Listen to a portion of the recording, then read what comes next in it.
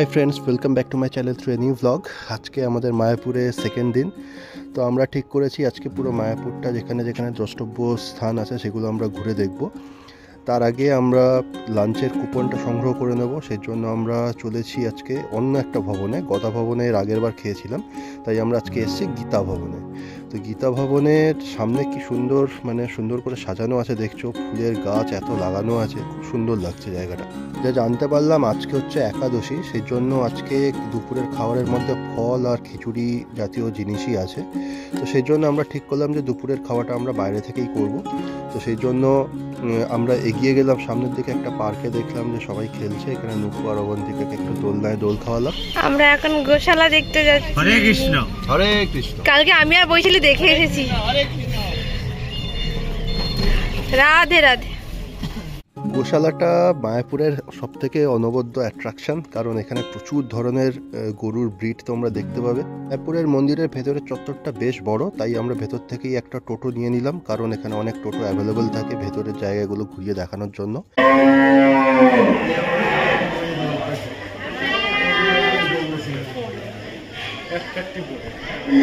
এসে গেছি আমরা গোশালায়। তো এখানে দেখছো কি বিরাট বড় বড় সব গরু, পুরো হাতির মতন আর কি, বড় বড় গরু, আর খুব সুন্দর দেখতে। এর ব্রিডগুলো পুরো একদম আলাদা।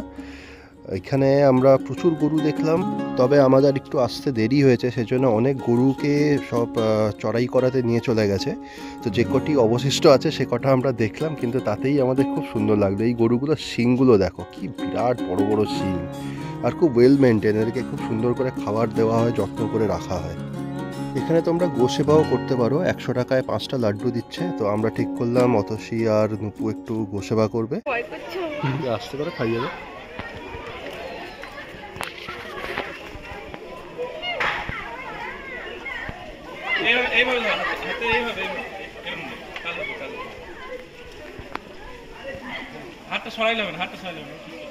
ও চেটে খেয়ে নেবে, কোনো তোমাকে কামড়াবে না, কিচ্ছু হবে না, কিচ্ছু হবে না।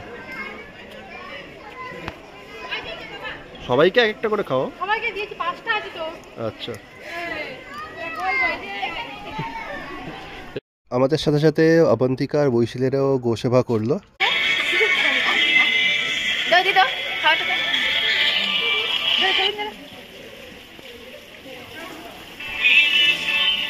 চলো দিকে দেবো সব বাবা।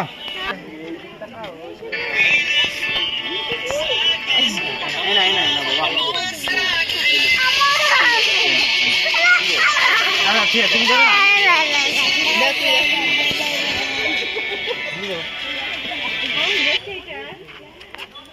যাই হোক, আমাদের গোসেবা করার পরে দেখলাম অবশিষ্ট যে কটি গরু ছিল তাদেরকেও চড়াই করাতে নিয়ে চলে যাওয়া হচ্ছে। তাদেরকে পেছনে প্রচুর ফাঁকা জায়গা আছে, জমি আছে, ওখানে ওরা ঘাস টাস খাবে। সেই জন্য একজন লোক আছে যিনি সব গরুগুলোকে নিয়ে ওদের লাইন করে নিয়ে চলে যাচ্ছে। তো আমরা চলে এলাম বাইরে গোশালার। এখানে দেখতে পাচ্ছ অনেক কিছু তোমরা কিনতে পারবে, মধু, ঘি, এগুলো সব একদম গোশালা থেকেই একদম ব্র্যান্ডেড। তো আমাদের বেশ খিদে পাচ্ছিল, সেজন্য আমরা মন্দিরের বাইরে চলে এলাম। একটু জলখাবার খেয়ে আমরা সৎসং বিহার দেখতে এলাম। এটি একটি অনুকূল ঠাকুরের আশ্রম। তো এই আশ্রমটা দেখব, আর তার সাথে সাথে আরও 4-5টা বড় বড় জায়গা আছে মায়াপুরে, সেগুলো আমরা ঘুরে দেখব। একটি অটো দাদাকে আমরা বুক করেছিলাম, উনি সবকটা জায়গা আমাদেরকে ঘুরিয়ে দেখাবেন। তো এটা ফার্স্ট ডেস্টিনেশন। তো অনুকূল ঠাকুরের মন্দির দেখার পরে আমরা বাইরে বেরিয়ে এসে দেখি নুপু আর অবন্তিকা এখানে খেলখেলি করছে।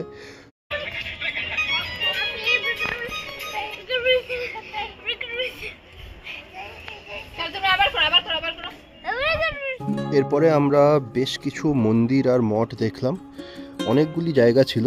পরপর আমরা টাইম নিয়ে ধীরে সুস্থে ঘুরে ঘুরে দেখলাম, বেশ ভালো লাগলো পুরো এক্সপিরিয়েন্সটা। অনেক জায়গায় আমরা ছবি তুলতে পেরেছি, ভিডিও ক্যাপচার করতে পেরেছি, অনেক জায়গায় আমরা তুলতে পারিনি, তার কারণ ওখানে রেস্ট্রিকশন ছিল। যেমন মহাপ্রভুর জন্মস্থান, ওই মন্দিরটা খুবই সুন্দর দেখেছিল আমাদের দেখতে, ঠাকুরকেও অপরূপ দেখতে ছিল, কিন্তু আমরা দুর্ভাগ্যবশত তুলতে পারিনি ছবি, শুধু চোখে দেখেছি আর নমস্কার করে ফিরে এসেছি। এটি খুব সম্ভবত গিরি গোবর্ধন পর্বত, যেখানে সবাই ভক্তবৃন্দরা ফুলের মালা দিয়ে মনস্কামনা জানান। তো অতসীও একটি ফুলের মালা নিয়ে নমস্কার করলো আর আমাদের আরোগ্য কামনা করলো সবার।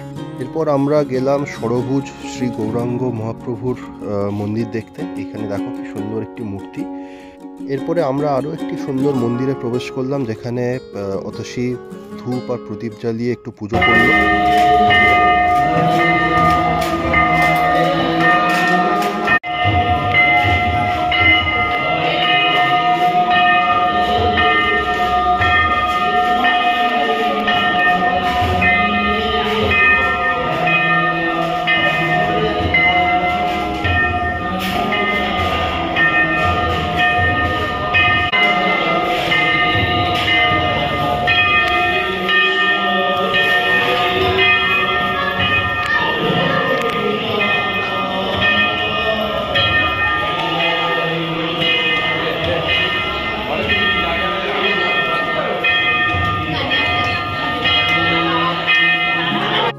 এই মন্দিরটি দেখার পরে আমরা বাইরে এলাম, বাইরে এসে আবার পরের মন্দিরে ঢুকলাম।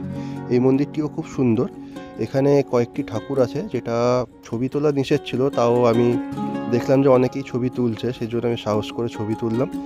আর মন্দিরটি খুবই সুন্দর। আর এর পাশে আছে একটি সমাধিস্থল, সেই সমাধিস্থলটাও আমরা একটু ঘুরে দেখলাম।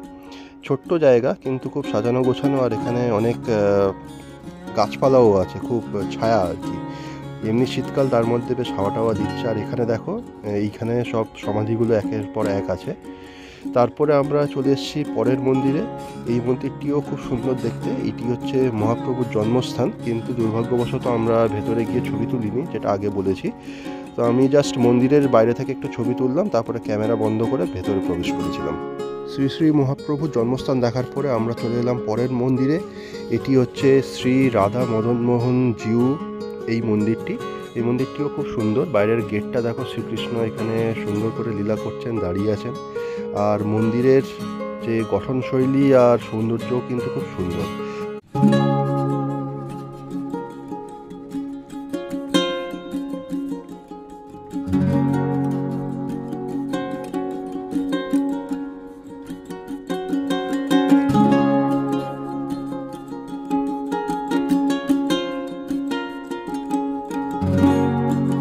আগের মন্দিরগুলি ঘুরে দেখতে বেশ টাইম লেগেছিল, তো আমাদের মোটামুটি 12টা সাড়ে 12টা বেজে গেছে। এরপরে এই গৌড়ীয় মঠটা যখন আমরা দেখতে এলাম, শুনলাম যে মঠটি বন্ধ হয়ে গেছে, আবার বিকেলবেলায় খুলবে। তো মঠটি কিন্তু বাইরে থেকে খুব সুন্দর দেখতে, একদম অনেকটা পুরীর জগন্নাথ ধামের মন্দিরের মতন কারুকার্য করা। মন্দির দর্শন করার পরে আমরা ফিরে এলাম 1টা-1:30টার দিকে। তারপরে বাইরে খাওয়া দাওয়া করার পরে একটু জিরিয়ে নিয়ে আবার বিকেলে বেরিয়েছি। আমাদের গন্তব্যস্থল হচ্ছে নবদ্বীপ ঘাট। তো এই ঘাটে এসে আমরা একটু দেখতে চাই যে এখানে কি দর্শন করার জায়গা আছে। তো সেরকম কিছুই দেখতে পেলাম না। কিছু খেয়া বারাপার করার জন্য নৌকো ছিল, ব্যাস এইটুকুই। আর খুব একটা পরিষ্কার পরিচ্ছন্ন ছিল না। যাই হোক, আমরা বাইরে এসে একটু স্ন্যাক্স খেলাম। এখানে একটি শাক পাতার বড়া ছিল। দ্বিতীয় দিনটি এইভাবেই কেটে গেল, খুব সুন্দর গেল দিনটা। পরের দিন বাড়ি ফেরার পালা। সকালবেলায় আমরা ব্রেকফাস্ট করলাম। ব্রেকফাস্ট করার পরে আমরা রুম ক্লিয়ার করে আমরা বেরিয়ে এলাম 9টা বাজে। আমাদের শিয়ালদা ফেরার ট্রেন ছিল 10টা 20-তে। পুরো টোটাল ব্লগটা আমি এখানেই আজকে শেষ করব। ভিডিওটা যদি ভালো লেগে থাকে তোমাদের, তাহলে অবশ্যই লাইক, কমেন্ট আর শেয়ার করো, আর চ্যানেলটাকে সাবস্ক্রাইব করে দিও। দেখা হচ্ছে তোমাদের সাথে নেক্সট ব্লগে। ততক্ষণের জন্য টাটা। সবাই টাটা করো। এখন বেরোচ্ছি, 9টা বাজে, 10টায় ট্রেন, তাড়াতাড়ি করতে হবে। আর এবারের জন্য টাটা।